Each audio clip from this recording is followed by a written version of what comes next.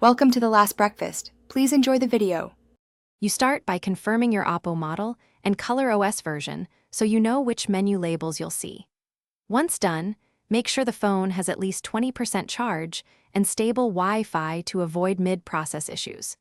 Now open Settings and go straight to Home Screen and Lock Screen or Home Screen Settings. This is where the launcher and recommendation toggles live. You're skipping obvious setup and moving to the actionable menus that control ads and recommendations on the home screen. You should now disable the specific recommendation toggles, find home screen recommendations or app suggestions and switch them off. This removes most ad tiles. Next, open App Management, show System Apps, and search for modules like Traffic Assistant, Oppo System, or Browser. These often push content. Once located, tap each and revoke unnecessary permissions such as notifications, draw over other apps, and background data where possible. This reduces ad delivery surface. Take it slow and confirm each permission change so you don't break core features. Finally, clear cache and data for the launcher and any app you changed, then reboot the phone to apply settings.